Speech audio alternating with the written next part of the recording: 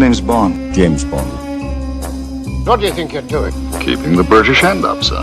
No, I'm 007.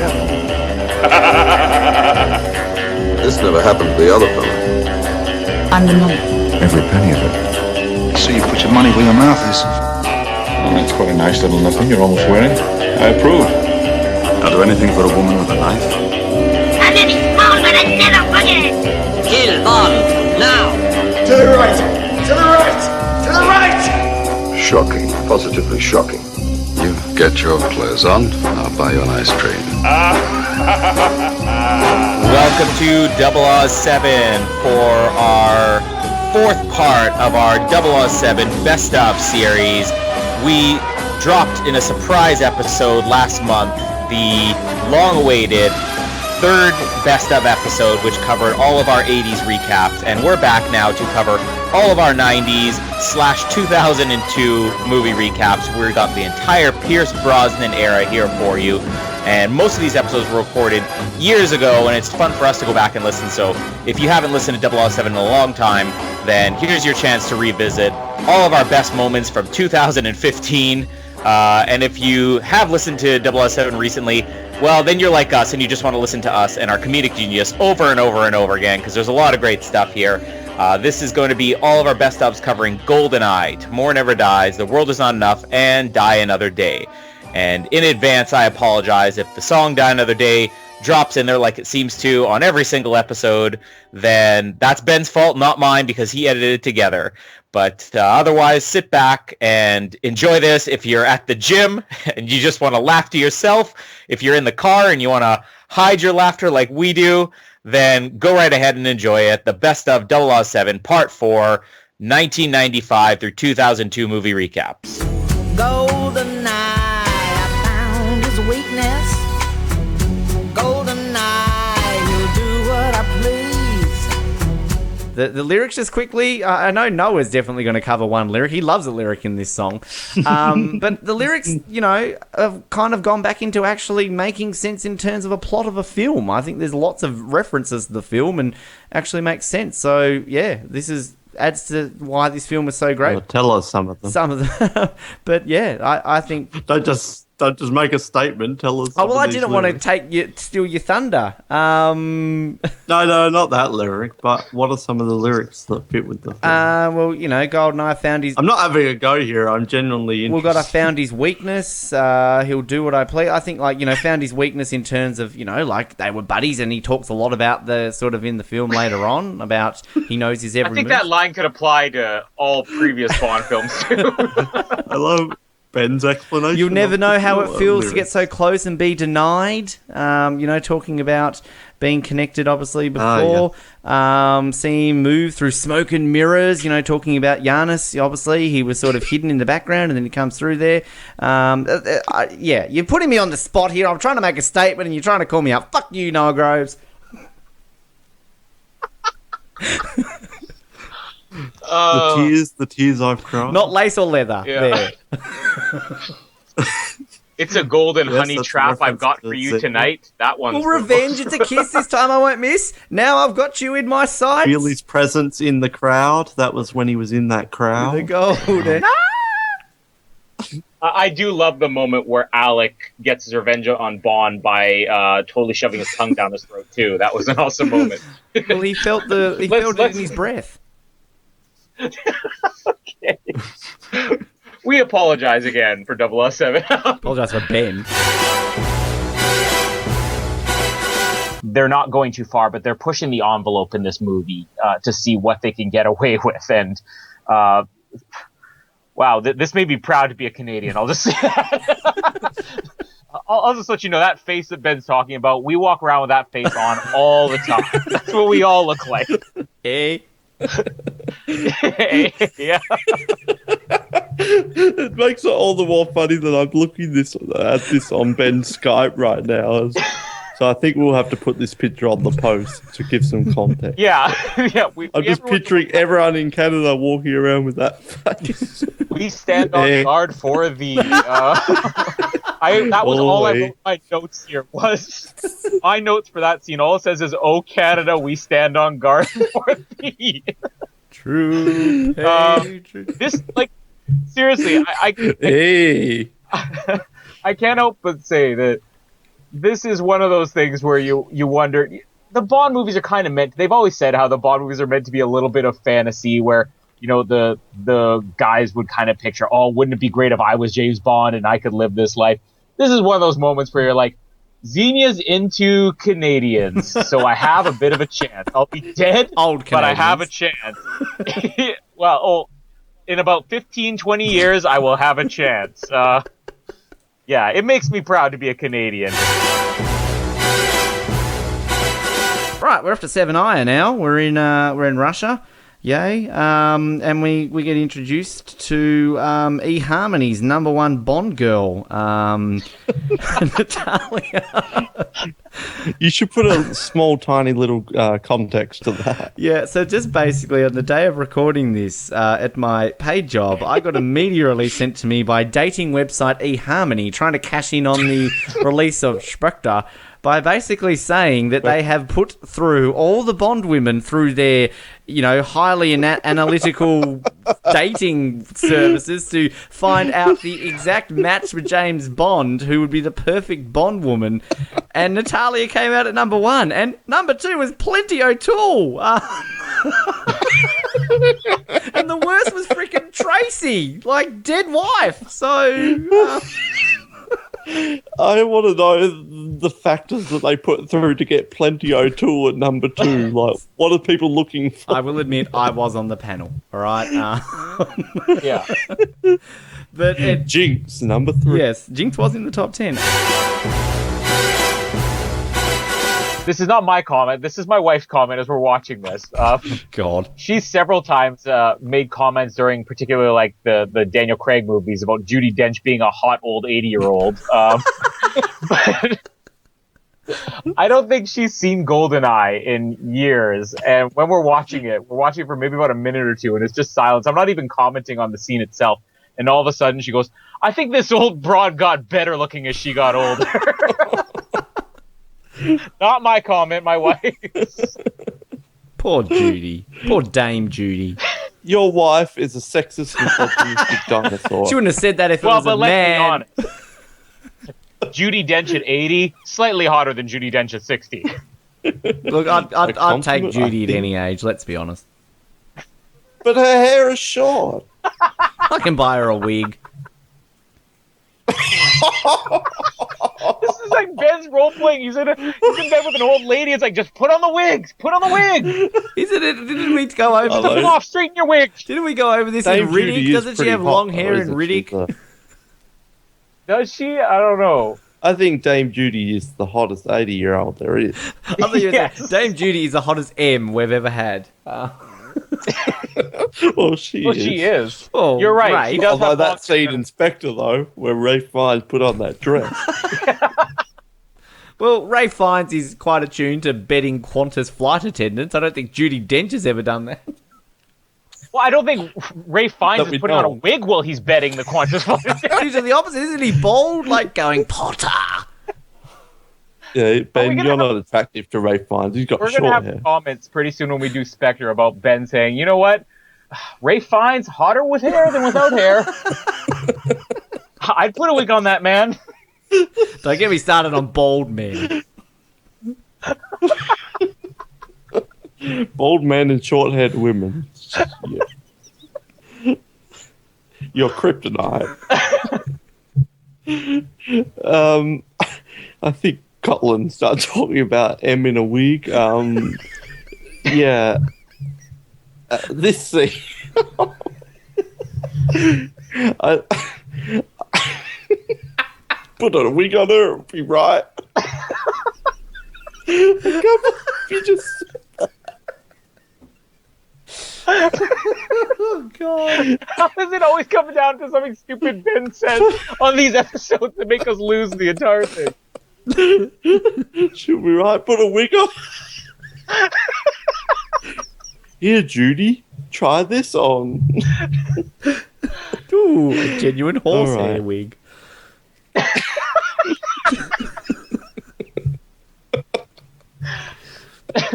This one's half could be between my Riddick horse. and Moneypenny circa GoldenEye. All right. Deep, calm breaths. So the M scene. Short-haired M. I love this Wow. exchange. I love Jack Wade. I think, Noah, you're not a fan of him, but I like it. This is where Joe Don Baker actually can shine. It's not, shitty Brad Whitaker. It's Jack Wade, and I love their whole sort of, first connection where obviously there's meant to be sort of secret spy codes mentioned there, and Jack Wade's not buying any of it, stiff-ass Brit. Then we get obviously the rose. Show me the rose. Please, no! Muffy. I love the way Brosnan delivers that line. That is one of the best Brosnan lines in all of Bond. He's sort of half holding it back. He's so embarrassed to say it. Muffy? It's hilarious. My name is Muffy Galore. And then obviously we get a little side-in joke, whatever, when we get Jack Wade turning around and saying, "Hey, Bond, you do any gardening?" AKA James Bond, the real James Bond. So yeah, then the car breaks down. I love the way he keeps saying. Was the real James Bond a gardener? I thought he was a bird watcher. I think there was also a reference to a gardening, wasn't there? Some point with Ian Fleming, isn't there? Well, Gardner was one of the writers. John Gardner. Anyway, I'll find the point there. Whatever. Lots of gardens have birds. Okay, let's tie it together. That's a good point. Hang on, Colin. I haven't finished. Can I join? He's getting excited. He's like, "Ben, shutting up." Not quite. So then with the car breaks down, we get this great little, fixing up the car. Hand me the hammer. No, the sledge. And I love the way that Wade keeps calling him Jimbo and Jimmy.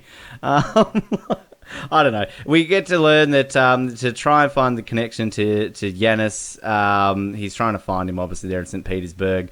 Wade said he can point him to his competition, Zukovsky, Valentino Dmitriev Zukovsky. I gave him the limp. I just love that line. It's so good. Meanwhile, at the same time, we've obviously got Natalia. She's also in St. Petersburg. She's shopping for computers. I fucking love this whole sequence when she's in there, and obviously this salesman's all like, "Oh yeah, a woman," and she's like, "I need 20 for the American schools, 16 for the Swedish schools," and he's like tightening his tie up, like, "Oh, okay." And I love the little interaction when she's in the room and he walks in, "Everything to your satisfaction, everything but the interruption." Love it. And of course, she's basically MSNing with Boris. And yeah, I'll probably close it just before we get to Zukovsky, because we get them driving sort of up to Zukovsky's place, and also at the meantime we see Natalia meeting up Boris in a church, and dun dun dun, there's Xenia. We realise Boris is evil, not that we didn't really already know that anyway. So yes, Jack Wade, Muffy, and Natalia buying IBMs and then going to a church with Alan coming all over her face. It had to be said at one point. If anybody wants to really understand, I think we're starting to get... Ben's just one of those people that doesn't have that part of his brain that says, "Stop talking before you say something." Filter? Ben doesn't know the definition of filter. Yeah, no filter. I want to go back to something else you said that was kind of funny, Ben. When Natalia walks to the computer store and the salesman apparently was like, "Oh, woman." Ben seems to think that 1995 was this world where women were thought of as lower than dogs or something. The feminist movement did occur 30 years earlier than I don't think the salesman was looking down on her for being a woman. It's Russia! Alright, they're a bit behind the times.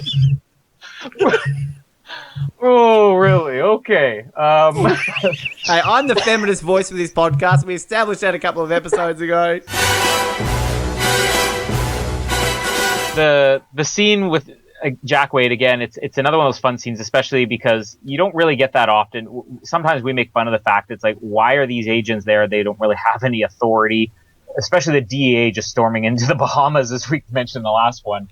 But I like that Jack Wade's I am not here. The CIA has no presence here. It's a little bit of a technicality that's kind of fun in the movie, but it actually does make sense. I want to talk really quickly about the whole "what keeps me alive, keeps me alone" scene. It's very interesting that I found the perception again is that Bond movies are just made for guys, but it's funny that I've probably met just as many women, if not, I'd say more women who love James Bond movies than I've met guys who love James Bond movies. Can I meet the women too? This... go for it. Just come to Canada. Do they have short hair though?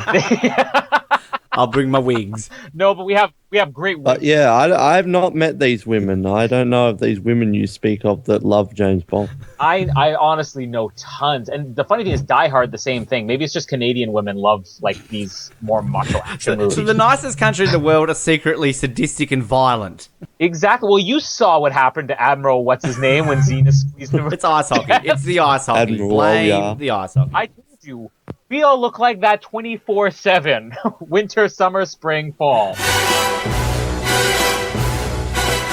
All right, here we go.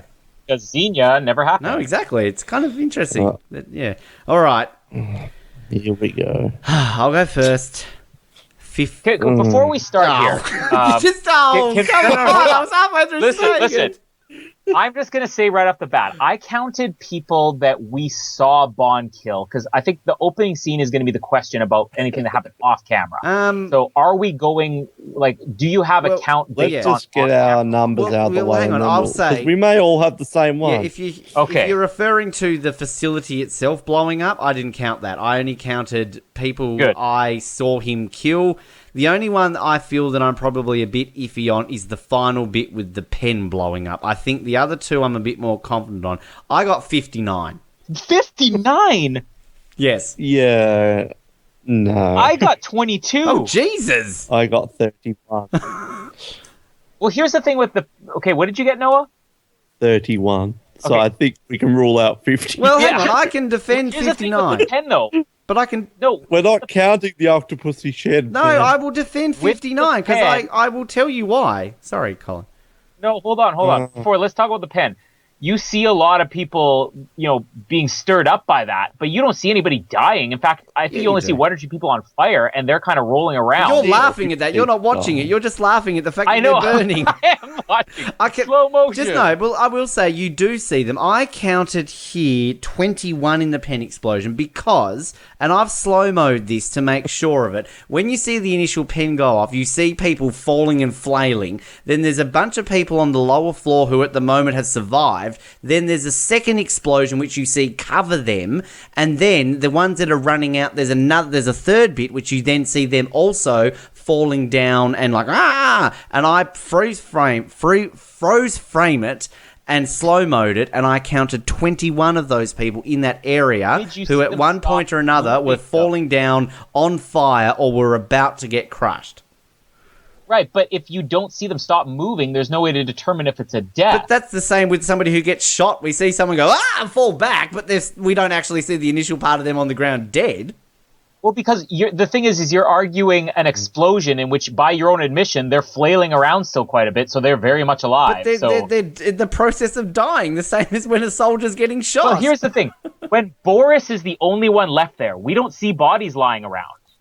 And I think that's what sells it, is that Boris is clearly the only one left there. Everybody else has kind of fled. But there is also... or maybe died somewhere else. There's no bodies. I don't think it's 57. But there's also bits... We've got to figure out a way. But there's also bits where you do see bodies on the ground. Anyway, all right. I'll just go back to the opening bit.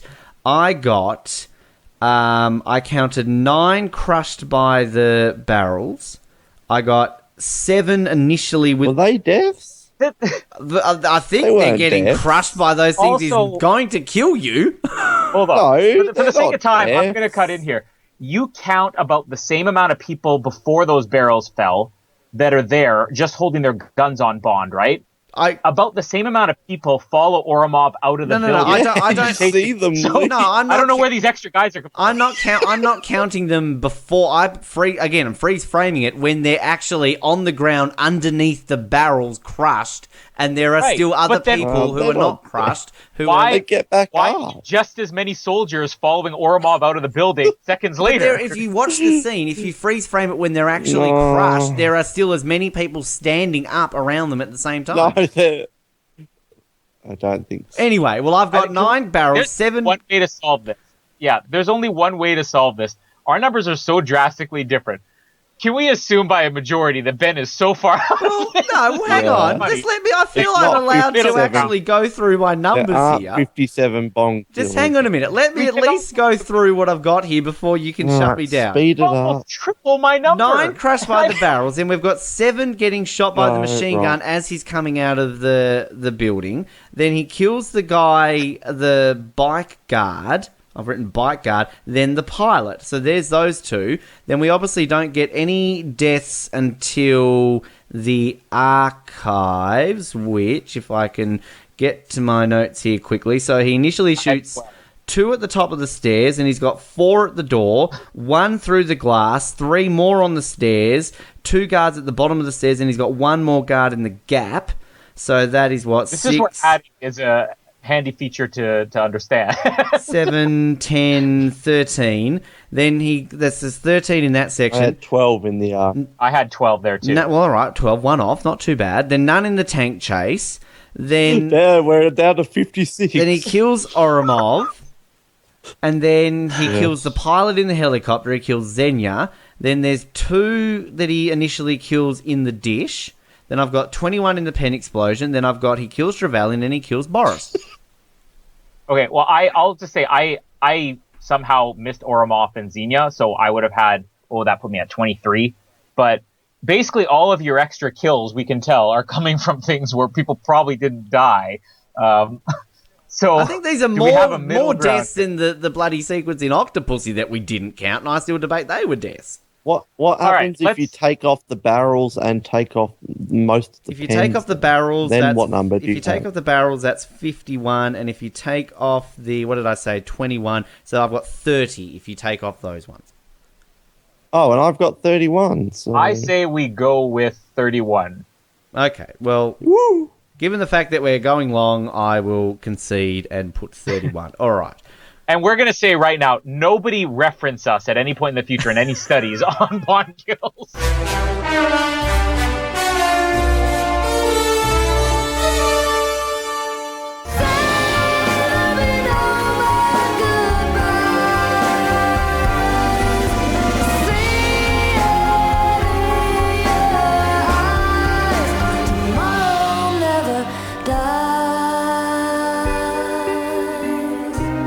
To all Formula One fans who listen to 007, which really wouldn't be any, Nico Rosberg is a dead ringer for Stamper.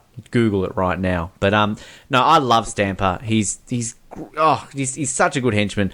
You stole what I was going to say there, Noah. Easily the best of the Red Grant clones. And we's such a big part of the movie. He's in so much of it, and I just think he's so German, which is great. Like it's that's not meant to be a bad thing. It's fantastic. And I'm just reading here on the trivia on that Goetz Otto, I can't say his name. When he was apparently called in for casting, he was told he had 20 seconds to introduce himself. He said in 5 seconds, "I'm big, I'm bad, and I'm German." And that got him the part. So, and just kind of a few kind of bits on his sort of character. Apparently in the movie novelization, it was revealed that his hobby is making snuff porn. And then apparently he enjoys kidnapping young women and filming them while they are being raped and tortured and sells the videos on the black market. That is why... there is a man filming the execution of the naval officers.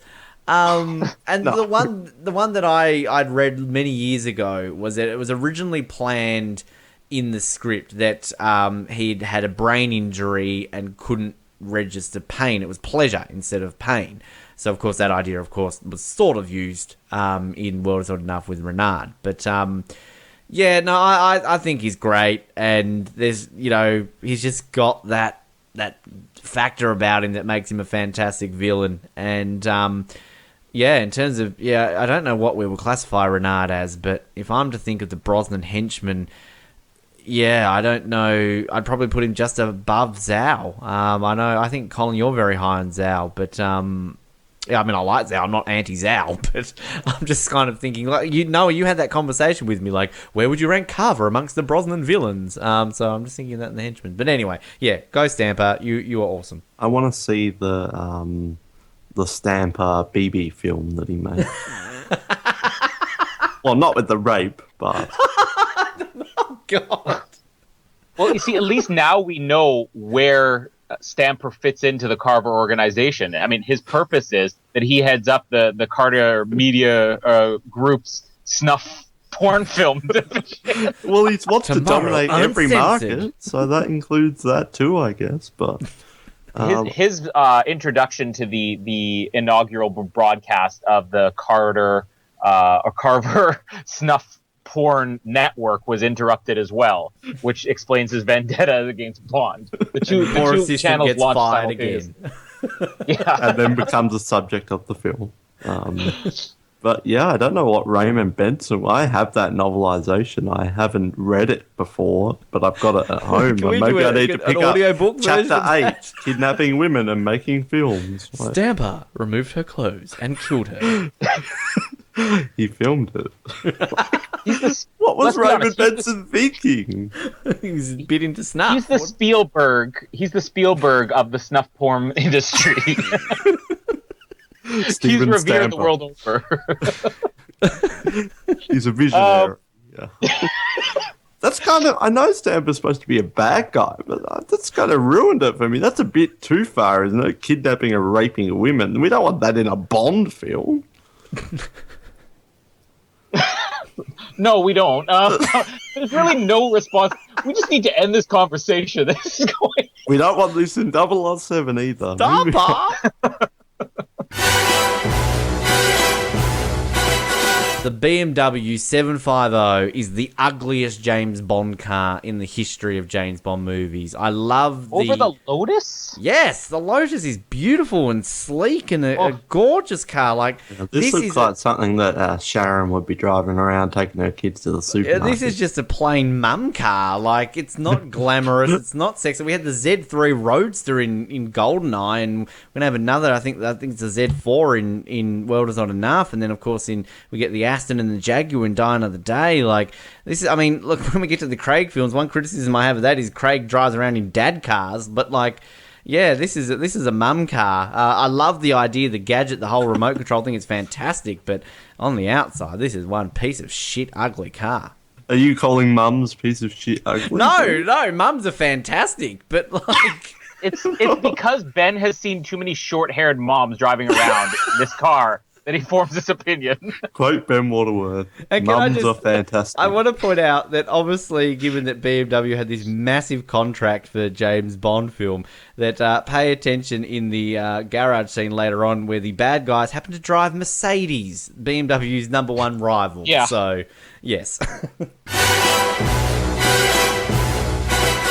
And I just want to point out, on a side note, Daphne Deckers is her name, listed as PR person for the Carver Media Group. She is, talk about random side characters. She's in this movie for 30 seconds and says like 3 lines. Every time that scene, like, no one was watching this with me when it was at my house the other week, but just the whole scene where she's up on stage and she's all like speaking German, like, oh, ladies and gentlemen, please remain calm, don't go for, like, why would people run out? Oh, well, that's finished, let's leave the party right now. And then, like, Carver's like, what's going on? What do you mean you don't know what's happening? You're fired, get out of my side. Just something about that just, oh God, he's such a dick to this poor woman. Leave justice for Daphne. Like, I can see this the next day. She wakes up sad, and little Jimmy comes up. Mum, can we go to the shop and buy some clothes? Sorry, Jimmy, Mummy lost a job. We're gonna have to go down to Central. Shouldn't she be the one who ends up killing Elliot in the end? Yes, there's a sequel to Tomorrow Never Dies. For tomorrow, Daphne? No. For me. Do you think that Carver is enough of a jerk too that like he doesn't even give her a name? She's his assistant or whatever. That PR lady is what he calls her. Like PR lady, bring me my form. Her name is probably like Mildred Sampson or something. And he's like, PR lady, get over here. You're fighting. This is something he does all the time. You're fired. No, just kidding. Stamper's not even his name. He just called him. It's like the scene when she's like, Waylin's like, I have a confession to make. I snuck in, and he's like, and why would you do that, my dear? Like, you could just like, why would you He do doesn't that, PR hesitate lady? to beat up a banker, but someone snuck into his super secret guest list party where he's launching this big network. And I'll get you on the team. Let's reverse Asian the roles woman, here. come over here. Let's reverse the roles. Communists too. Like she's probably she's guaranteed a spy. If you have like a communist, news anchor that wanders into your party for your news network, you should be shooting them in the face right there. And let's be honest. They're having conflicts with China, and the Chinese woman who snuck into your party. Elliot Carver is a sexist. Let's be honest. Let's reverse the roles here. Waylin walks in. I'm a banker. Oh, yep. James Bond comes in. I have a confession. I snuck in. Get out! Well, at least he doesn't make snuff films. We can give that to Elliot. Good job, Elliot. Terry Hatcher has been Lois Lane and a Bond girl. Like, this should be my dream girl. And sure, she looks fantastic, but she's not much of an actress. Like, in either Superman or this, I don't think she's that good of an actress. I would have rather they got Monica Bellucci for this. I think that she would have been fantastic. And if she plays this role, I think it's a memorable role. I think it's a more memorable role than Lucia Sciarra or whatever. But yeah, if anything, that would be my only theory, is that Terry Hatcher she doesn't really have the acting skills to pull this off. And one thing, can I just quickly add, sorry, Noah, that with Terry Hatcher, she apparently accepted the role purely to fulfill her then husband's lifelong dream of being married to a Bond girl. So there you go, Colin. If Jamie decides to be an actress, she is the trophy wife. And apparently, too, she was pregnant throughout this an unexpected pregnancy throughout this entire film. So that's why he was excited because she was a Bond girl. She's going to be an unexpected pregnancy. It's his lifelong. As soon as she was cast, he's like, "Let's go right now." Honey, I got the part. Bend over. Which was this guy only like 20? Like, this is his lifelong dream. Well, but plus, I mean, let's be honest. I think she misinterpreted that. If you say it's my dream to be married to a Bond girl, you're probably saying it's your dream to be married to Honey Rider or Xenia Onatopp or something. Like, I don't think that when he said that, he's like, yeah, go become a Bond girl because that fulfills my fantasy. While she's off on set filming, he's like boning Eunice Grayson or something. Yeah. Who is this guy anyway? He sounds like a dick. John Tenney, best known for his role as Fritz Howard on the TNT series The Closer and Major Crimes. There you go. Oh, it's always been my dream to be married to someone on The Closer. What's his end of the deal? Like, she's off filming this. What does he do? He was in Green Lantern. No, they're not married. They divorced in 2003, had a daughter, Emerson Rose Tenney, and he's now since married producer Leslie Erdang. Is she going to be on Bond 25 now? She's not even the producer of a Bond girl. Or has he got a new lifelong dream? What has she produced? Straight down. Well, hang on a minute. She has. Love that we're judging people off what they've produced in entertainment. She has been involved in A Midsummer Night's Dream. Hold on. The Closer. Is she the producer of The Closer? Was this all just to get work? Mr. Pip. It's always been my dream to be married to someone who produced Mr. Pip. Well, she's the producer of The Seagull, which her husband happens to be the star of. Like, Jesus, don't work out of the house anything, guys. I think we can take from this that John Tenney is a dick.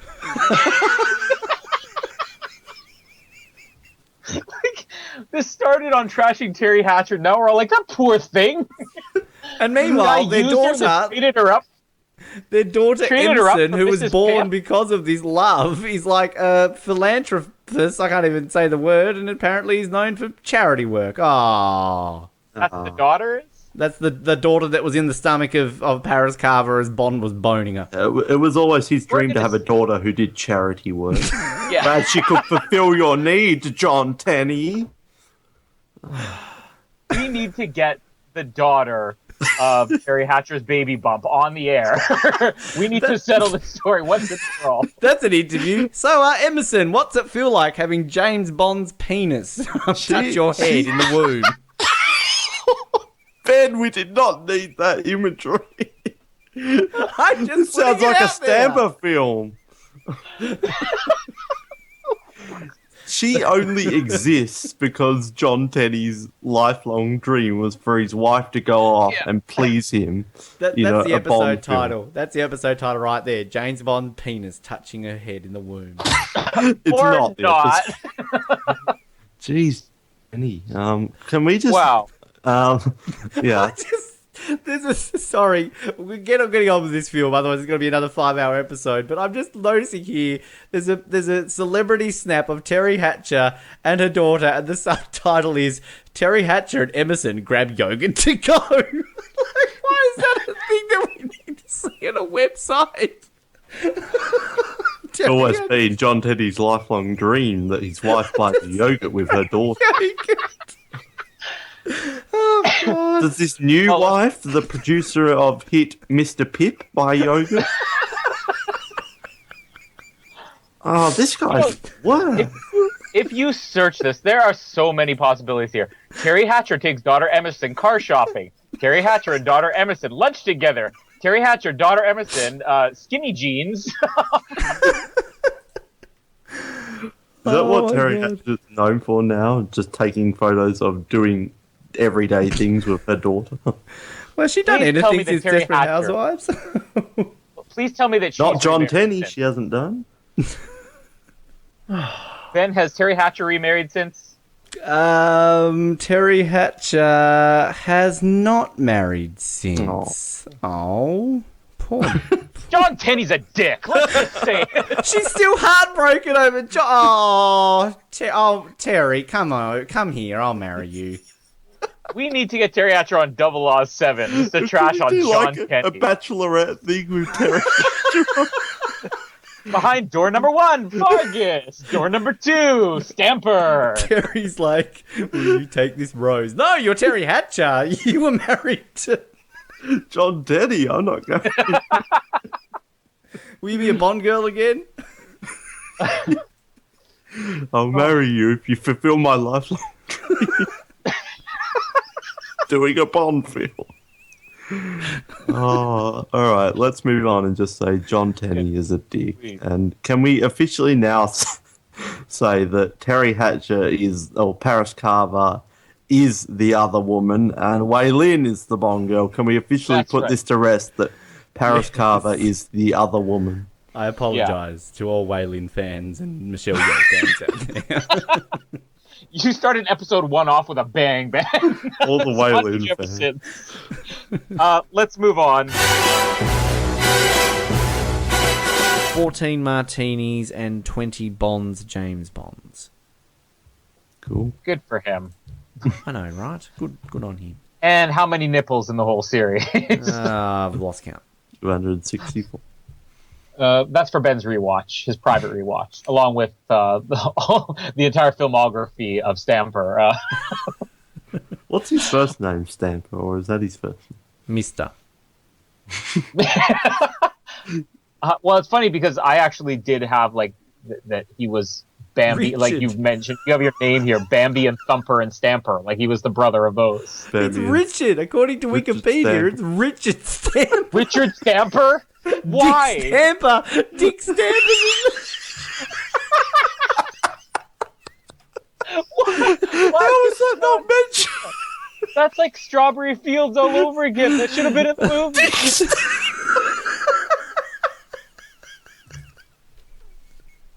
Wow. Wow. He's the star of all of his films. Dick Stamper. Drowning Women 4, starring Dick Stamper.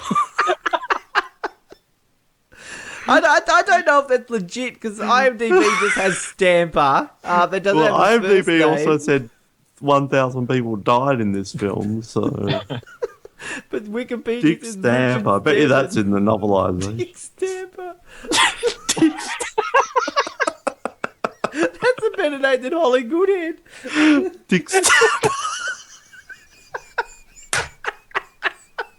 There's the episode title, folks. It Dick just all Stamper. connects so well. Snuff film director, Dick Stamper. Mr. Dick The many Stamper. dreams of John Tenney. Oh, God. Dick Stamper. All right. Speaking of dicks, let's get to this guy. Box office. And Peter Travers, he is a stupid idiot. But don't read his stuff. Whoa! Peter Travers. John Teddy. And Dick Stamper. Oh, God. Let's be honest, though, before we get into the rankings of this, Peter Travers did rank Dick Stamper Part 4 as the number 1 of his film series. Did Peter Travers do a Dick Stamper filmography ranking? The Adventures of Dick Stamper. Dick Stamper does Dallas. Stamping Is his the snake. sister The Dink Dick Stamper Stamper? story. Dick Stamper pussy. Dink, Dick, and Della Stamper, they're all related. On a honeymoon. All right, Travers first. Let's get the bastard out of the way. I was going to say the C word again, but I've already dropped that once in 007. Won't revisit that again.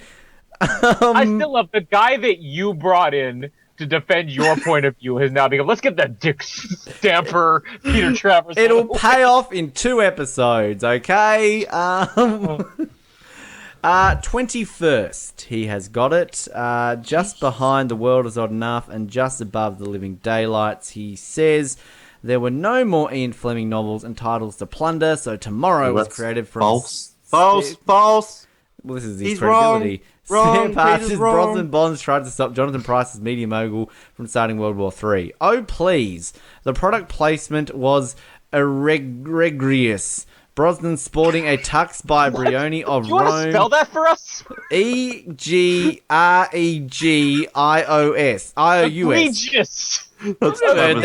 That's a big You are word, the Colin. I can't journalist. even read Bond He's novels. I don't know what that learning. means. You're the journalist. You do this for a living. I work for This the... is why- I'm The not gonna first finish that rule of sentence. mass media, don't hire Ben Waterworth. I don't work for like... the- Anyway.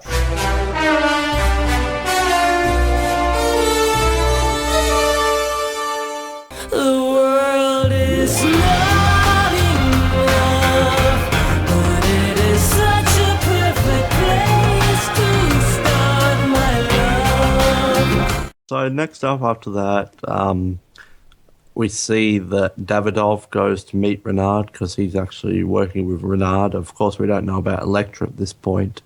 And I love the way they do it. Like, they make it like he gets captured and he's like, shoot him. And they try to build this tension like the audience would be like, oh, no, not Davidov. No, don't kill him.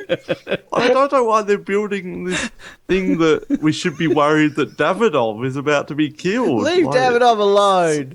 So what? So it's just funny. Shoot him. No, Davidov. But alas, it is Arkov, I believe his name is. Is that his name? Arkov, yeah. So he gets killed instead. Arkov. Yeah. Not this guy we just met, which practically we just met Davidov too. But Davidov lives to fight or die another day. Bond is snooping around the offices and he finds Arkov in the boot or the trunk. And we said, not Davidov. Well, yes, Davidov, because Davidov takes a bit of a death right here in the hands of James Bond. So, bye-bye, Davidov. Do we want to eulogize Davidov? No, we don't. And then Bond standing in as Davidov. Davidov is such a central character in this film. He's his own poster, Noah. Yes, he's got a poster. We've so got to put the Davidov poster on the poster of this. Yes, so And then we have the guy coming up and I thought Davidoff was coming. Well, he couldn't make it. He's so what does he popular. say there? Everyone loves Davidoff. I want Davidoff. I'm not leaving until Davidoff comes. Davidoff yes. had the grease. What does he say?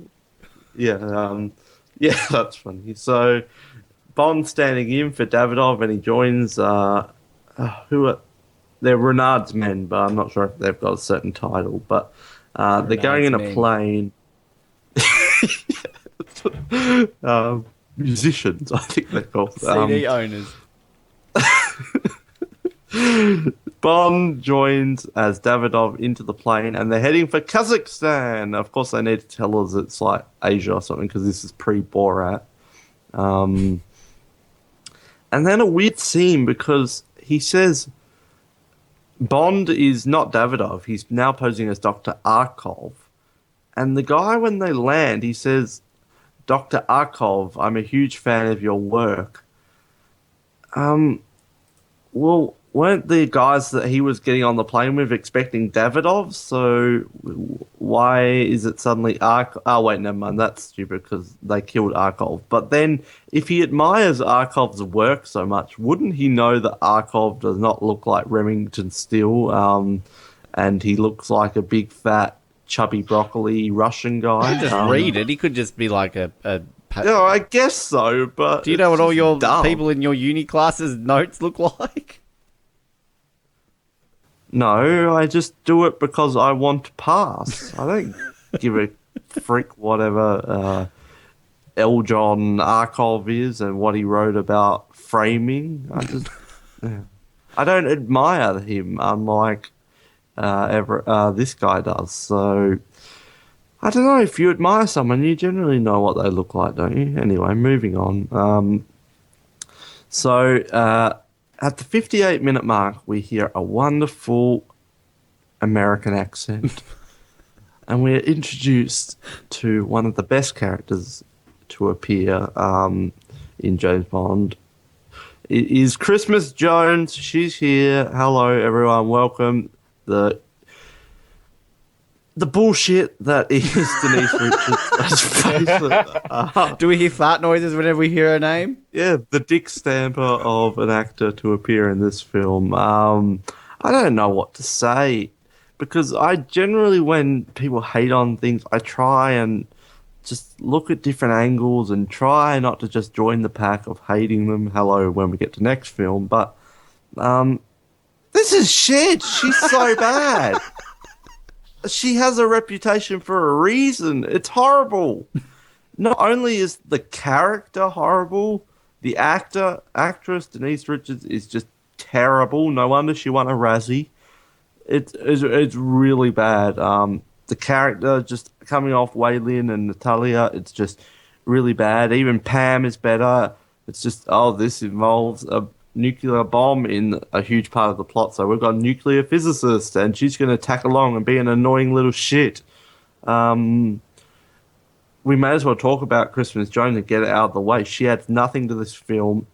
I don't think she should have existed in the film. They should have kept her at Elektra and make the main villain the main Bond girl as well, because the chemistry between Bond and so good that we keep talking. And then they tacked on this Christmas shit that there's no chemistry.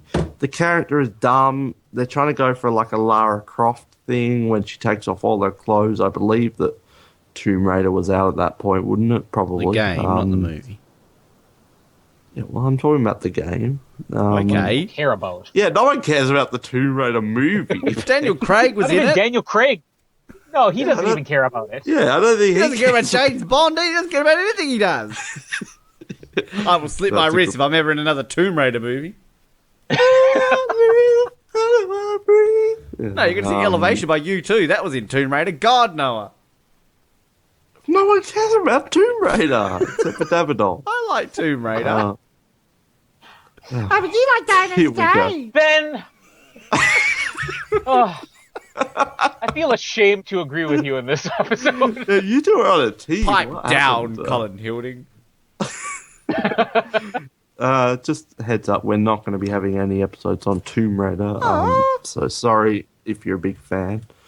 But we'll talk about Tomb Raider, Lara Croft ripoff, Christmas Jones. I don't know where I'm going, so I'll let one of you two talk about it because, again, I try and turn the other cheek and just try and think of something different to say, but she's shit. Easily one of the worst, if not the worst Bond girls who's tacked onto this plot and is annoying. So I'm just repeating myself. So Ben, I fear what you're about to say here, because when it comes to the films you like, you seem to find a way to defend anything, even if it's a blinking fish. So tell me your thoughts on Christmas Jones. We'll get to Christmas Jones. You've covered a fair bit before that. Renard, I love the whole Devil's Breath scene and the rocks and the fire and getting to meet Renard. And can I just point out Davidoff? I feel sorry for Davidoff. Like, he's not like Vargas or Hans, who's just a villain who's shit. Like, you just analyse everything that Davidoff is in this film. He's the loyal servant of Elektra. Then, in comes Bond. He's trying to turn him away. Like, no, turn back. Oh, I'm Bond. Oh, come on in.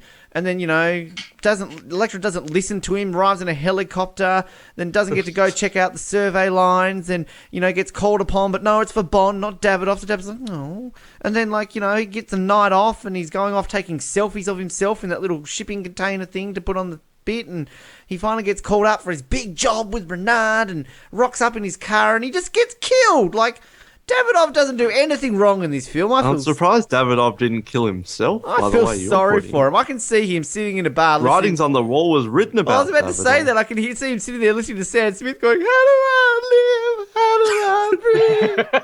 When you're not here, I'm suffocating." That's Davidoff. Poor Davidoff. I'm gonna buy the Davidoff poster and I'm gonna put it up on my wall. Did Arkhov get a poster?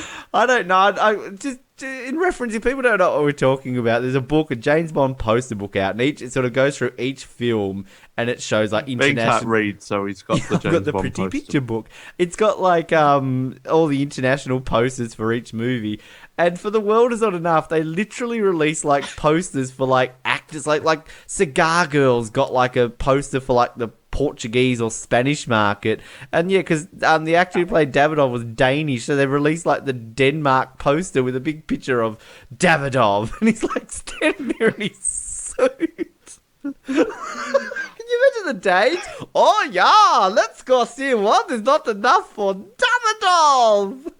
No, they killed off Davidoff.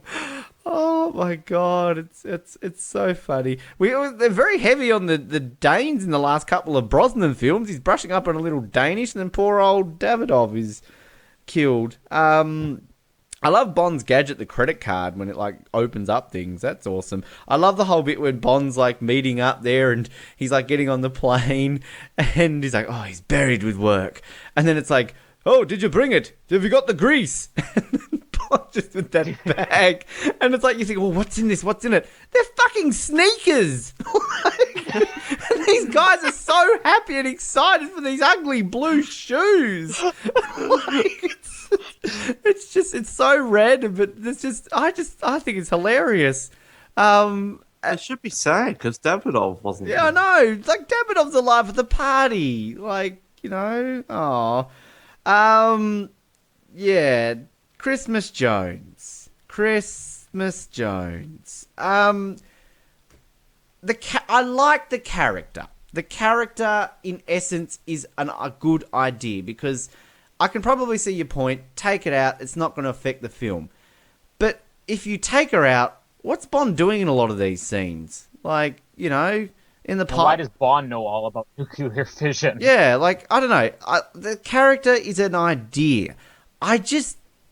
Denise Richards is good to look at, but she's not good to listen to and everything else and relate. Like, I don't get why Denise Richards wants to try a hand at a film like this. She's okay in like a scary movie or Wild Things or whatever it was when she's like... Well, I actually think it was Charlie Sheen's dream to have a Bond girl wife, so that's why she's in it. Winning, but... Yeah, I don't know, like, I remember watching this when I was younger and just fucking loving her, like, as a 12-year-old. I mean, why wouldn't I love her? She's in a white top at the end underwater. Of course you're going to love Denise Richards. I mean, hello, but other than that, like, watching this now, like, I know you two think I have questionable opinions, but I want to go back to 12-year-old Ben Waterworth and shoot him in the dick. Like, what the fuck was I thinking? Like, You do realise if you somehow manage to harness the power of time and going back and shooting yourself in the dick would affect your future practicing. Well, did you think this through, or are we just really not concerned think about it? me reproducing, considering my opinions? Isn't that a good service to the world? Yeah, but then you don't have anything to urinate out of. At least think of at least a practical use. Cut a hole How in there is and this the get some most in-depth tubes. discussion we've had so far? I'm sure there's gonna be a bladder like with a hose. Like I'm sure they can. Bladder I'll hose. go see Dr. Warmbroad. She'll be able to hook me up, literally. Dr. Warmbroad will send a bladder hose in for you. This is what happens when you've got Denise Richards. You end up talking about Ben's time-traveling dick. The thing that, like, as I said, I like the character, but, like, can we honestly think that Denise fucking Richards is a nuclear scientist? Like, they could have put Paris Hilton in this role and it's probably more believable. like, oh my god. Like, we can at least say that she's the only James Bond actress to win an award for her portrayal of being a James Bond actress in the worst actress category at the Razzies. Although I think, actually, hang on, I think Madonna might have won one in the next film. But anyway, we won't mention that. And Halle Berry got one, didn't Not for Die Another Day. She got it for Catwoman. I seriously Yeah, she's think, a career loser. There's a difference. I actually honestly think Madonna did win one too. But anyway. They made fun of me the fact that it was like 9 days or 10 days away from my wedding, and they're looking on Jamie's Facebook, and she's like, in 10 days, I'm getting married, the man of my dreams, blah, blah, blah, blah. And then, like, I go over to Colin's Facebook, it's like, Denise Richards is the dumbest Bond girl ever. Who cast this idiot in the movie? And I just went on rants about Denise Richards, and it still haunts me to this day that's what I was talking about before I got married. But it is comically bad. I mean, we're talking about, we're going to have so many Denise Richards quotes at the end of this episode, and we're all going to be cracking up listening to it. So that's something over at least Stacey Sutton and Jinx in the next one, who are just kind of annoying. Hey, Stacey Sutton ate a quiche. Leave her alone. She ate a quiche. And Jinx would fucking rip her head off and shit down her throat. You leave Jinx alone. I gotta be honest, if we're talking in a real fight, I think Denise Richards takes Halle Berry. Oh. She was married to Charlie Sheen. Come on. But Charlie Sheen would... Oh. All I heard She'd was kill him Denise with a Richards breast. takes Halle Berry, and I'm in. I would watch a Halle Berry Denise Richards fight with popcorn. I'm there, but like not. Ugh. Can I just say that I love Christmas? The season. Me too. It only comes once a year, though. Yeah, at the time of recording, it's very close to coming. So, go Christmas! Well, hopefully, it will come a lot quicker. With turkey. Now we're just saying the word "come" and Christmas and turkey. It's great when Christmas comes. I mean, Pierce thought so. Can we get so did Charlie 007 ornaments or even James Bond ornaments? When we're going back to our t-shirts, Christmas comes twice. I don't know. All right, let's move on. That's staying in. Don't tell me to edit that out. That's back to our comedic genius. All you want for Christmas is a new dick after you travel back and shot it off. I think Now you Christmas have to would use a really bladder come. hose. But anyway. Oh. We apologize. On behalf of 007, we apologize for Ben Waterworth. And all of this. Well, I would say that we apologise, but you were the one who brought up Moneypenny masturbating, though, so I think we're all on equal footing. At least in the context of the story we're watching. I don't know what dick shooting and... When did Stromberg come into this? There's the context. That's the sequel to The Spy Love Me. He travels back to try and save his dick. Dick Stamper. This is worse than the farts. Now we're making dick jokes. We apologize. Hey, you know what can save it? You know, I can save it by playing something we haven't heard yet. Yay! we're only a film away from talking about it. Jingle bell. Can we hear Goldie instead? Never. Say never again. All right, let's move on. Don't mention that shit pile. Oh, it's better than Christmas Joan. No. Why couldn't have they got Fatima's Bush on instead of Christmas? She could have done it. I reckon Davidoff. I don't even know what we're talking about anymore. Something about time travel or something. Yeah. And then that's where we learn for sure. Well, we already know, of course, but that's where M knows for sure that Elektra is not a good guy, and all the MI6. What was that? Blofeld. You're like Elektra's paws. Never mind. Bad joke. Move on. Edit point. No edit. That's the edit. No edit. You leave all our dumb jokes in. So. Well, actually, you also leave yours in too. So that's yeah. Uh-huh. Elektra's men kill all the MI6 agents, and we have one of my favorite moments when M slaps Elektra. I could watch a whole film of Judi Dench slapping people. Sophie Marceau girl fighting. Well, just Judi Dench slapping people in general. I could watch 2 hours of that. It's a TV show. This week on Judi Dench slaps people. This week, Judi Dench, the 3 celebrity guests who will be slapped tonight are Denise Richards, and Denise Richards. Will Next Ferrell. week, join us for Ulrich Thompson, who's best known as Davidoff in The World Is Not Enough. Here's Judy. She's behind the scenes. She's warming up her hand. She's ready for a good slap tonight. How are you feeling, Judy? Who's up for a slapping good time? That's her catchphrase every episode. They're ready to go to slap. Yeah.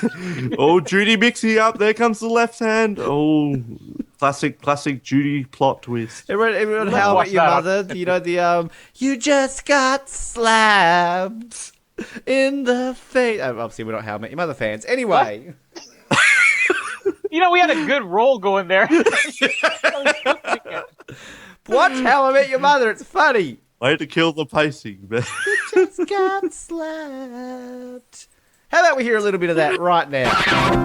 Your lips, they're trembling, but you can't speak. You're trying, oh, you're trying not to cry. You just got slapped by Judi Dench across the face, my friend. Damn. You just got slapped by Judy. Yes, that really just happened. Well, everybody saw it, ha! Including Davidoff. Everybody laughed and clapped. Not Moneypenny. 'Cause it was awesome. The way that you just got slapped by Judy. Ah, that was funny. Keep going on. Oh, Ben just proved he knew what he was talking about. Judy's career has really gone downhill after Skyfall. Judi Dench slaps people. If M just leaves, what happens? What if she say adamant? I'm sorry, Bond just died. I can't deal with this. She's inconsolable on the ground. Like, how do I live? How do I Running live? out like a teenage girl out of the building. Cutting for Bond. On the wall. It's like, I've got a gift for you, M. Stop singing. M just breaks into ballad, then slaps everyone in the room. Open it up and it was like the greatest hits of garbage or something like that. 60 minutes with Goldie. Bond's not alive. Hey, you know what? She was way more broken up about Bond potentially dying than King. Do you think that maybe Bond and M got it all back in the day? I reckon. That's why they drink so much. Somewhere That's how he knows she has balls all the time. She's always trying to get him drunk so they can have sex again. Ever drink Bond? That's the one time he was drunk. She's got to roofie him. Every time they get tanked together, they end up in the sack. See the next morning. Oh fuck, we're here again. Don't tell my husband, Jay. special tablets off cue to roofie Bond. M roofing Bond? This picture. You scroll to M's phone and it's all these selfies of her and Bond in bed. But the Bond dick pics. From Russia with Love, where Rosa Kleb's got the magic mirror, so when Warm Flash and Bond are getting it on, they zoom out at M's Em's there, got a and cigar. Tanner and Robinson behind her. And she's just filming it. I'll get my revenge. A cigar out of the trash. You just see all these scenes of like Bond's out there and, you know, oh, they're going to have my ass. First things first, you hear this beep beep and he looks at his phone to Snapchat from him. Did you say the first things first? But M just relentlessly Snapchatting James Bond. Got a gift from Elektra. She's evil. Lol. Stuck in this cage. Come and free me. I feel free when What's I'm with the you, time? James Bond. Cleavage shot. Hashtag bored. Tits out for Bond.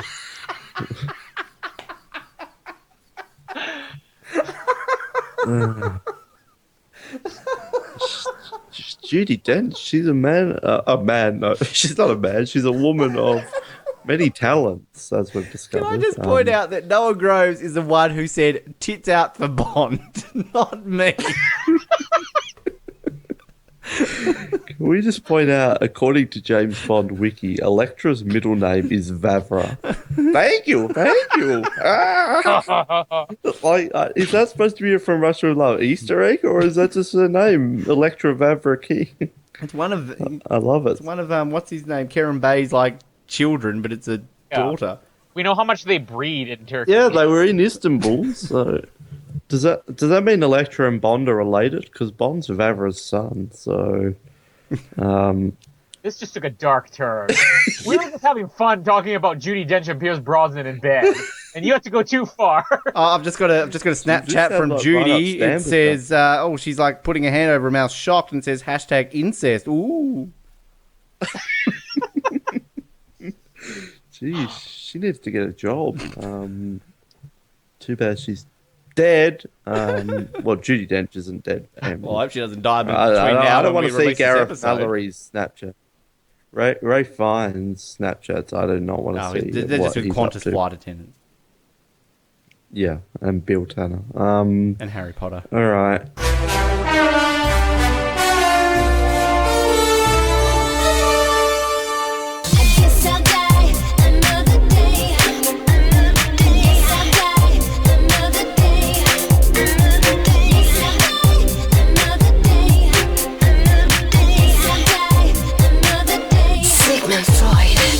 I want people to go back and listen to the Moonraker episode, because what is going to be hilarious this episode is I'm going to be here like, oh, this is great, this is fantastic. I'm going to have both Colin and Noah going, how the hell is he wearing the same clothes? And what is this? Doesn't make sense. This is like me completely in Moonraker. So it's come to this.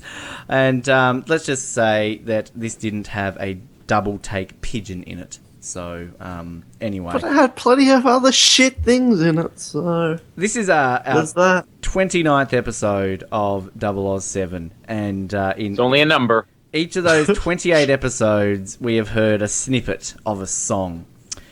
That song is what we're about to talk about now. And let's just say right now, if you hate this song as much as these two people who are about to come and put their opinions in just a few moments, fast forward the next 5 minutes, because you don't want to hear me talk about this song. 5 minutes?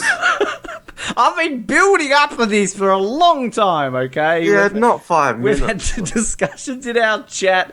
I've been mocked. I've been ridiculed.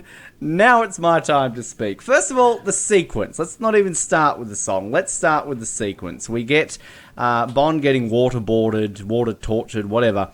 And it kind of leads then into the sequence where we get little scorpion tails. And it's the first real opening sequence where it actually is still continuing on the storyline. We're seeing Bond get tortured by weird, angry, slightly attractive North Korean woman who's... By fire and ice women. Fire and ice women.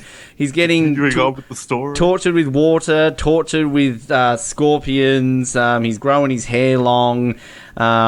He's getting abused. And I mean, I think, Colin, you sort of touched on the fact that it was spoiled. Yeah, I remember that being spoiled. But I mean, this is something that we've never had. We've never had Bond actually being captured and held for this amount of time. So I think it's a nice little touch that we see this through the opening credits. I remember when I first saw this opening credits, I hated it. Like, I was like, what the hell? We don't see what's happening in the film in the opening credits. This is going, this doesn't work. But it's kind of one of these things that over the years I actually quite like the fact that they're showing this story throughout. It's better than seeing Sheena Easton floating around singing a song. And the graphics, like, I like the scorpion tails, the way they like go up with the music. Fire and ice women, I kind of like it. It's fine. I like sort of ember women coming from the fire, like floating around through the sky. And I think it's fine. I don't think it's the best Brosnan credits, but I think it's probably third out of the four of them. Second last. But I always think that the Brosnan credits are great because they really kind of tie in with the story well. And I think that, as I said, I think at GoldenEye we really don't have a bad opening credits with the exception of maybe Quantum of Solace. The song. The song. Now, this, I mentioned, it was the first one that I really sort of owned before I ever kind of saw the movie. And look, this was 15-year-old Ben really finding his fandom for the Queen of Pop, Madonna. And I was so excited, the fact that she was the one who was doing this song. And I remember hearing this song for the first time. I had my friend and I listened to it, and we just sort of looked at each other and were like, well, that was different. That was not what I was thinking, but gradually listened to it, just absolutely loved it. And yes, I am a Madonna fan. I don't care. People can send all the hate mail to me, whatever. I don't give a shit. So, of course, you might think I'm a little bit biased in that opinion. But can I just say that, yes, it is a real sort of skew away from what we know of James Bond music. They tried to, and let's bring this quote out because I've been waiting to get laughed at for a very long time, adapt to the times. And so many flaws with that argument. You can bring the flaws, whatever, I'm still going to put it out there. It's something that they have tried to do with numerous songs in James Bond. The style of music, sort of electronic music, was quite big in 2002. They tried to do it. And the thing is, this isn't purely electro. There is orchestral elements to this song, and I think this sounds fantastic. Listen to the instrumental. This is a great instrumental. And no. Lyrically, here comes Ben defending the lyrics again of a James Bond song. If you actually look at the lyrics... When did Mudkins join the podcast? Meerkats, Noah. It's, I think we went into this in one of our previous episodes. Lyrically, it explains what is happening. He's getting, killed. He's, wanting to close his body now, which we will see. But luckily, Sigmund Freud showed up to save the day. We don't want James Bond closing his body on Sigmund Freud's watch. It's basically telling the story of Bond in captivity, having to stay alive, and that he needs to die another day because he's got to go out there and fight the world and, save it. Look, Madonna did what she did with this song. It's a fantastic song. I don't give a shit what you two say. Rip it to bits. Whatever. Call me an asshole. Call me a dumb young whatever. But it is fantastic. It is a different Bond theme. It is. I still think that it works for the time. It works for this film.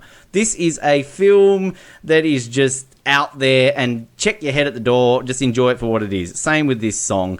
This song I can listen to completely separately from the James Bond music as just a normal song. Success-wise, well, we've gone over this a bit. It was the highest charting song since A View to a Kill. It was the 5th most successful dance track of the 2000s. Put that out there.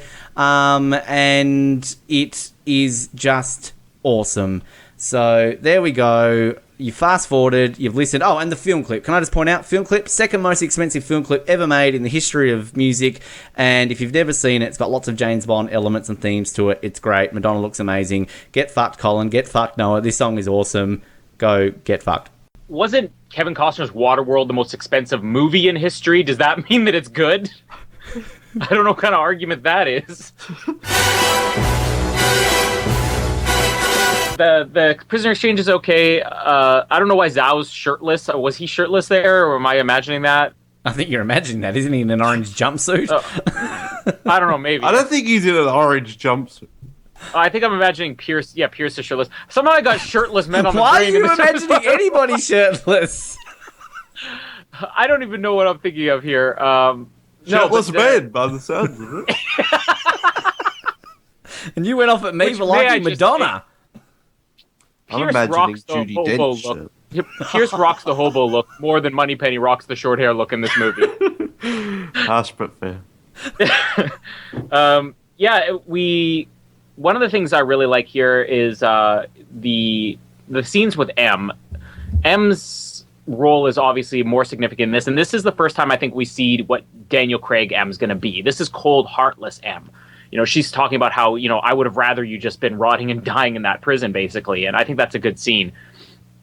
The whole thing with stopping his heart, it doesn't make any sense. It doesn't really bother me that much, although the slow-mo and the black and white, it was like they took every single bad, cheesy, overly dramatic effect they could think of and threw it into one sequence. And unfortunately, it's not going to be the end of slow motion in this movie. It's definitely not the worst use of it, but you know, the rest of it, his escape is pretty good. Like you said, his flirting with the nurse and her kind of checking him out. Maybe he was shirtless at this point. I don't know. We'll get some screenshots to verify it. Well, I think Colin will be. I'll just get some screenshots of the shirtless man. Oh, that's the first thing he'll be doing after this. Somebody bring on Miranda Frost quick, because my mind is very sidetracked right now. Madonna has turned you into a shirtless man lover or something. Right. Madonna turned me gay. That's not the first time that sentence has been uttered in the history of ever. Sounds like an episode of Jerry Springer. Madonna turned me gay. That's putting it lightly, Colin. Yeah, I mean, his escape, Mr. Wint and Mr. Kid reference. They're all over in this film. This is Diamonds Are Forever. I don't have too much to add on. Yeah, it's nice to have a From Russia with Love reference, but yeah, Peaceful Fountains of Desire. You'd think he would have gotten with her at least. And then, yeah, Colin talked about the timeline like Zhao. It must have been on the express plane straight to Cuba. This is happening. Like, because it's not like they would have raced to got there. Zhao would have already been in North Korea for them to know that. So, I mean, in Cuba, sorry.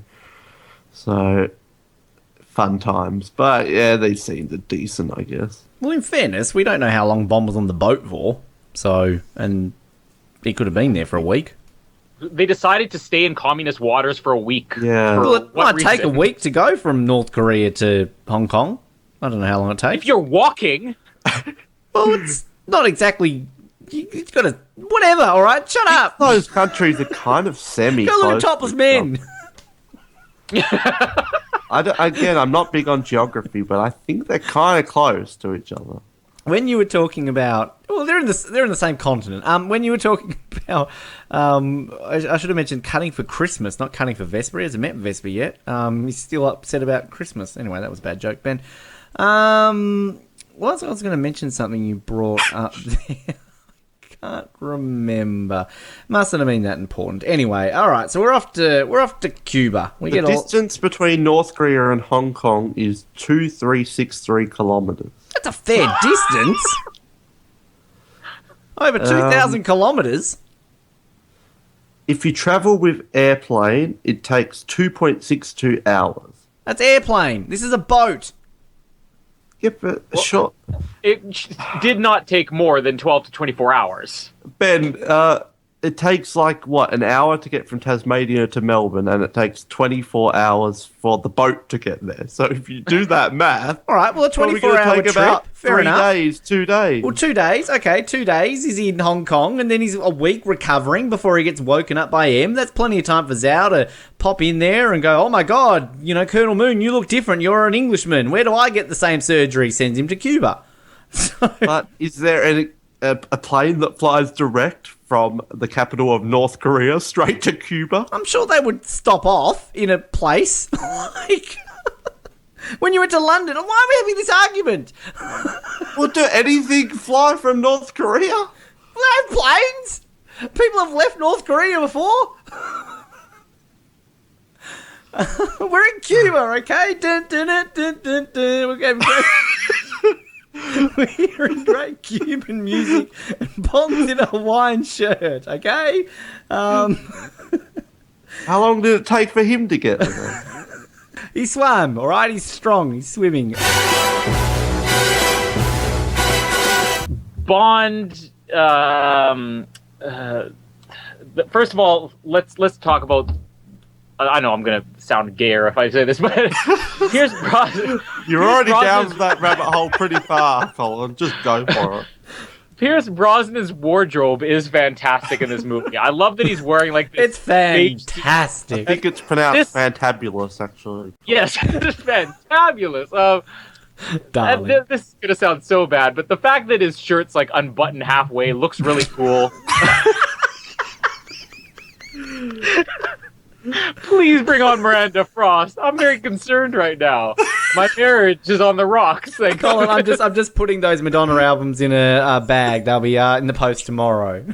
and let's just say this is the scene I was thinking of earlier. Zhao shirtless. He's shirtless for an entire action scene. You always talk about how your wife's going to leave you for Daniel Craig. I think it's a race to Daniel Craig at this point. Halle Berry running up that hill is Jamie, and you're Bond chasing after the helicopter. Daniel Craig's in that helicopter. Daniel, we love you! Someone re-edit that with bobbing heads over the faces of those characters with Colin and Jake. I'm going to move on before I get into more trouble here. I like the whole fight scene, so I'm not going to complain about this that much, other than Madonna. Like, they're trying to play sexy with her wrinkled back hanging out. Give us Miranda Frost being, done up in the back. Don't give us Madonna. Just because you want to do her up in the back? Jesus. I'm pretty sure most of our listeners would rather Rosamund Pike over Madonna, too. Not the gay ones. Well, I think of all three of us here, at least on this movie, I can speak for the gay population. They'd probably rather do Rosamund Pike up than Madonna. So we're already, it's just a throwback. We're established that I'm the feminist voice, Colin's the gay voice. And I love old people. Yeah. So you should be loving Madonna in this scene. Let's go. Let's hear it. Oh, yeah, that's a point. But Judi Dench, whew. Wow. I would do Judi Dench up. Oh, stop. If she was fencing and needed help with her costume, I would do her up. She'd probably break a hip. Well, that's why Madonna was so stiff and we didn't see her fighting in this. They tried to get her fighting, but she just got stiff and stuck there. So she was trying to analyze it. That's how Judi Dench died in Skyfall. She was fencing. The plane stuff, I'm convinced they only had a plane to have a Goldfinger reference in there. Like, I don't know why else they had the on the plane. Graves killing his dad, okay. Fine. Jinx versus Miranda, it's just like, I don't know, it's just, again, the Jinx, it has to be better than Bond. Like, she kills more than he does in this film, and again, it's not a gender thing, it's that James Bond should be number one, unless it's a reboot. Then, the suit is just, this is, you kept shitting on going to space. This is straight out of science fiction, this RoboCop business. Shooting like laser beams or whatever it does. It's ridiculous. it makes him look like an action figure, and it makes him look like a joke, not a scary villain. So I'm not a fan of that at all. I think it makes this film even more of a joke by having robot Graves in there.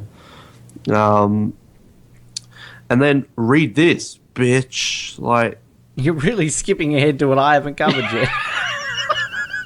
Well, we're never going to be done if we don't talk about this. I already talked about the car sequence, so you and I will talk about this separately, Colin. It's fine. I'll continue. Yeah. Noah fell asleep for a while and just assumed we were further ahead. So Bond gets his 2 kills. He becomes a 000 agent. That was a joke. He suddenly looks like Daniel Craig from Tomb Raider. Tomb Raider, yes. Read this, bitch is dumb. Bond killing Graves is just to have Goldfinger in there. I don't know if that's a Living Daylights thing with the plane. And the helicopter escape is okay, but not great.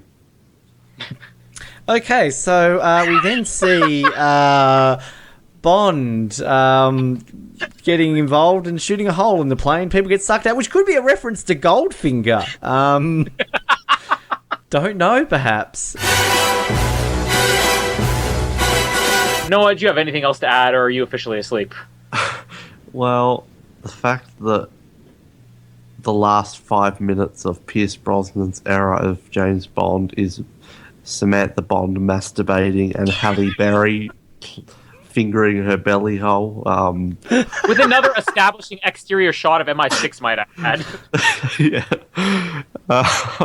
That's the end of Pierce Brosnan's era, which probably sums up this film pretty well, and how far the Bond films came and why it needed a reboot.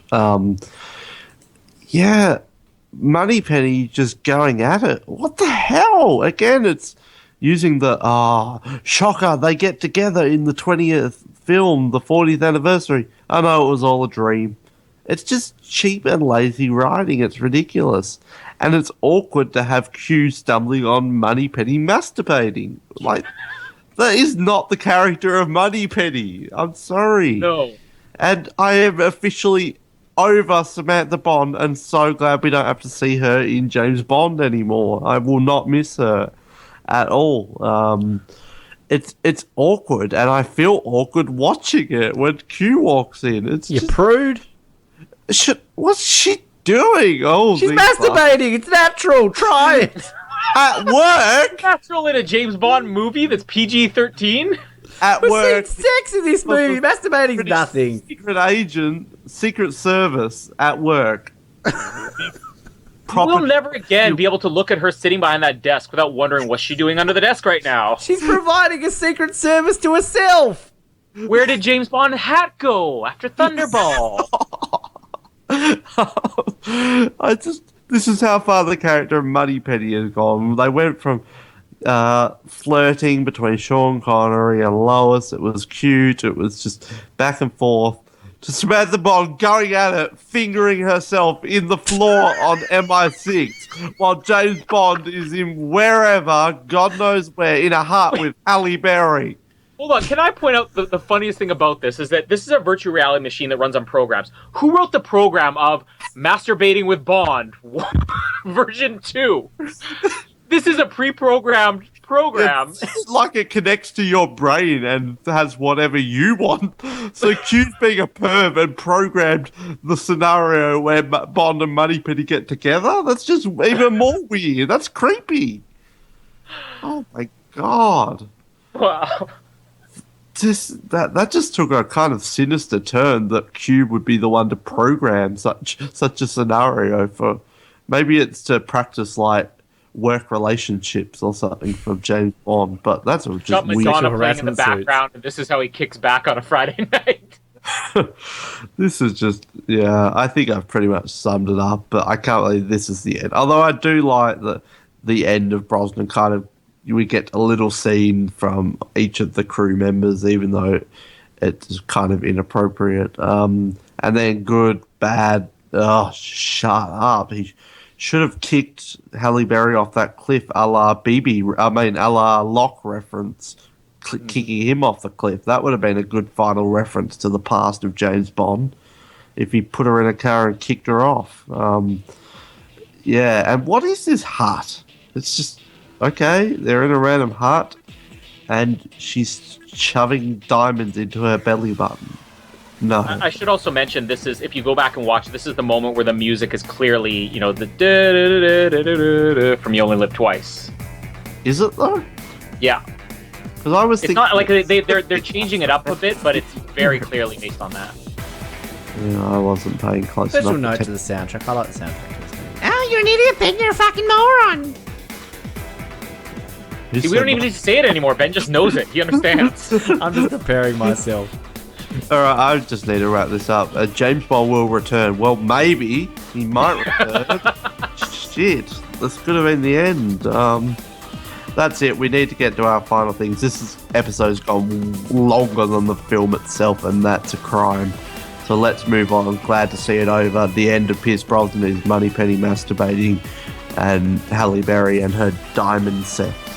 We will eulogise correctly Samantha Bond in our next episode, because she deserves it.